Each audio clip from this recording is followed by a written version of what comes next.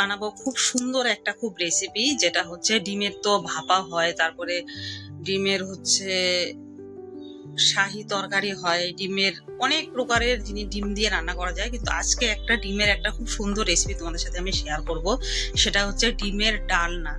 এটা কি কি খেয়েছো, কেমন করে খেয়েছো, যদি জেনে তোমরা খেয়ে থাকো আমাকে অবশ্যই বলবে। কিন্তু আমি আজকে যে রান্নার রেসিপিটা তোমাদেরকে দেখাবো, সেটা তোমরা পরে আমাকে কমেন্ট করে জানাবে যে তোমাদের কেমন লেগেছে। তো চলো দেখে নিই ডিমের ডালনা করতে কি কি লাগবে।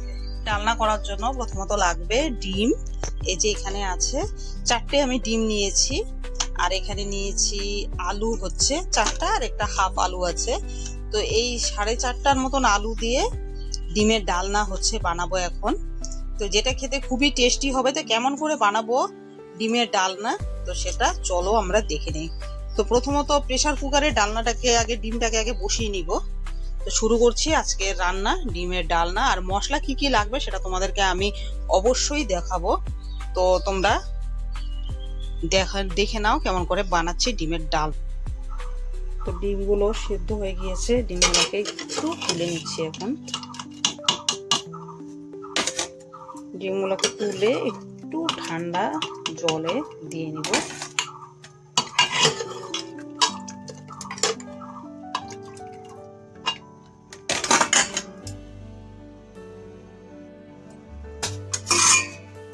তো ডিমগুলো কিন্তু ছুলে নেওয়ার পরে ডিমগুলোকে কিন্তু এখন আমি একটু ছুরির সাহায্যে কেটে নিব, মাঝ বরাবর কেটে নিব।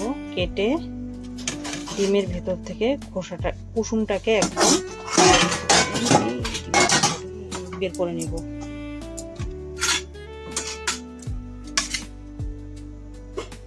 এরকম করে এই ডিমটাও কাটবো, কেটে কুসুমটাকে বের করে নিব। এখন এটাকে এরকম করে মাছ বরাবর সবগুলোকে লম্বা করে পিস পিস করে কেটে নিব। প্রত্যেকটা এরকম করে কেটে নেব। প্রত্যেকটা ডিম এরকম করে কেটে নিয়ে ডিমগুলাকে এরকম কুটি কুটি করে নিব, পিস পিস করে নিব ডিমগুলাকে। এখন এটাকে আলাদা করে একটু লবণ হলুদ দিয়ে ভাজা করে নেব। তো ডিমগুলো কিন্তু দেওয়ার পরে একদম এই যেরকম লাল করে কিন্তু ভাজা হচ্ছে। তো এই লাল করে এই কালারের করে ডিমগুলোকে কিন্তু নামিয়ে নেব। প্রত্যেকটা ডিম এরকম করেই আমি নামিয়ে নেব। ডিমগুলো কিন্তু একদম ছোট ছোট করে পিস পিস করে কেটে নিয়েছি ভাজা করার জন্য। এরকম করে ডিমগুলোকে আগে আমি সবগুলো ডিমকে নামিয়ে নিচ্ছি। তো ডিম ভাজা হয়ে গেলে এই যে ভেঙে রেখেছিলাম আলুগুলো, সেই আলুগুলোকে কিন্তু আমি এখন তেলের মধ্যে দিয়ে আলুটাকে একটু ভালো করে কিন্তু এখন ভাজা করে নেব। আলুটাকে একটু ভালো করে ভাজা করে নেব মিনিট 5-এর মতন।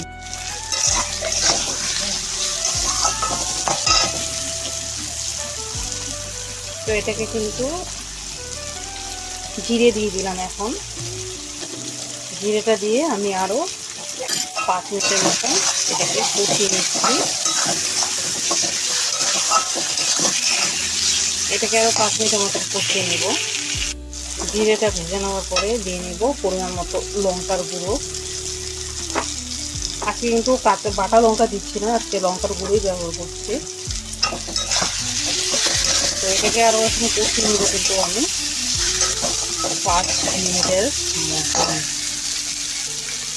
তো মশলাটা কিন্তু একটু কষানো হয়ে গেলে আমি পরিমাণ মতো জল দিয়ে নিচ্ছি। যেহেতু এটা মাখা মাখা হবে তাই জলের পরিমাণটা কিন্তু একটু কম দিয়ে নিব।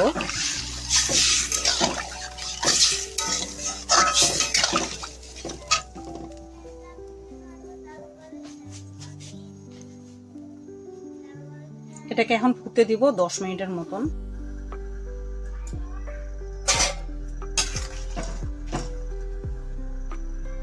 তো ঝোলটা ফুটতে শুরু করলে বেটে রাখা এখানে আছে একটা গোটা বড় সাইজের পেঁয়াজ। তো সেই পেঁয়াজটাকে এখন দিয়ে নিলাম। এখন পেঁয়াজটাকে দিয়ে ফুটতে দিব আরো 5 মিনিটের মতন। দেওয়ার পর ডিম যদি ফুটতে থাকে তারপরে হচ্ছে ডিম হলো গিয়ে ভাজা ডিমগুলো দিয়ে দিব। ভাজা ডিমগুলো দিয়ে আরো ফুটিয়ে নিব আমি 5 মিনিটের মতন।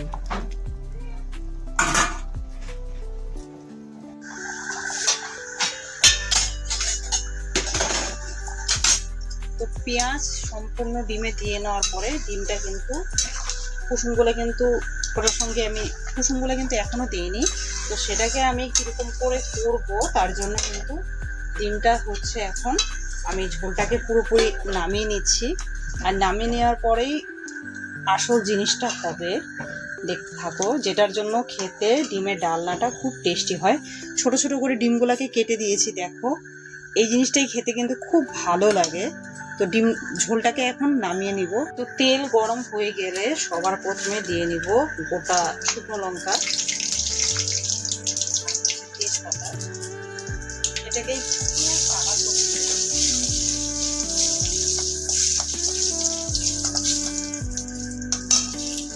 দিয়ে নিব হচ্ছে গোটা কুচনো পেঁয়াজ একটা,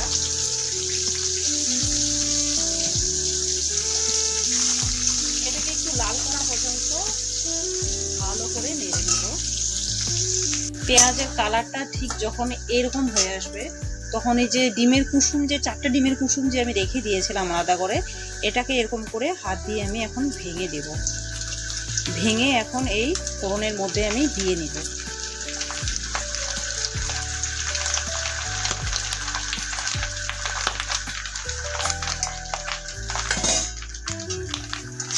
এটাকে কিন্তু এখন আমি ভাজা করে নেব মিনিমাম 5 মিনিটের মতো, যতক্ষণ না কালারটা লাল হয়ে যাচ্ছে।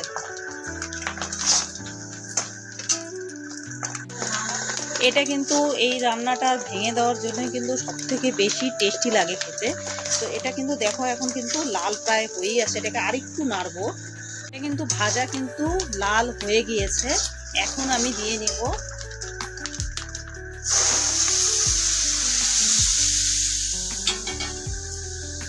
করে রাখা ঝোলটা। এটা কিন্তু এখন আমি আরো ফুটিয়ে নিব মিনিমাম 5 মিনিটের মতন। ডিমের ডালনাটা মূলত টেস্ট হয় কিন্তু এই ডিমের কুসুমগুলো একদম পারফেক্ট ভাবে ভেঙে দেওয়ার জন্য, যার জন্য এটা খেতে সেন্টটা খুব সুন্দর হয় আর খেতেও খুবই সুন্দর হয়। এটাকে আরো 5 মিনিট কিন্তু এখন আমি ফুটিয়ে নিই। ডিমের ডালনা কিন্তু একদম পারফেক্ট ভাবে হয়ে গিয়েছে। এখন কিন্তু আমি এটাকে নামিয়ে নিচ্ছি।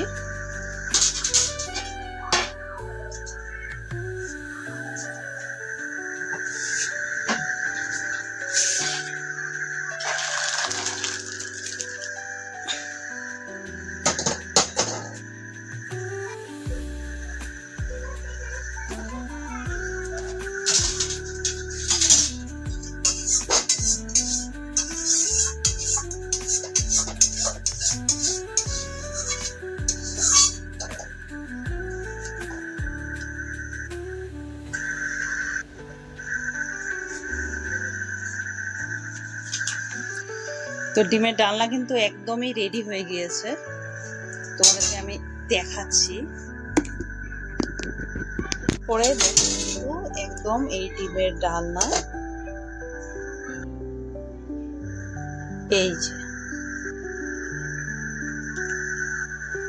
ডিমের কুসুমটাকে একদম ভেঙে দিয়ে আধ ভাঙা ভাঙা একটু কুসুম থাকবে, আর হচ্ছে এই যে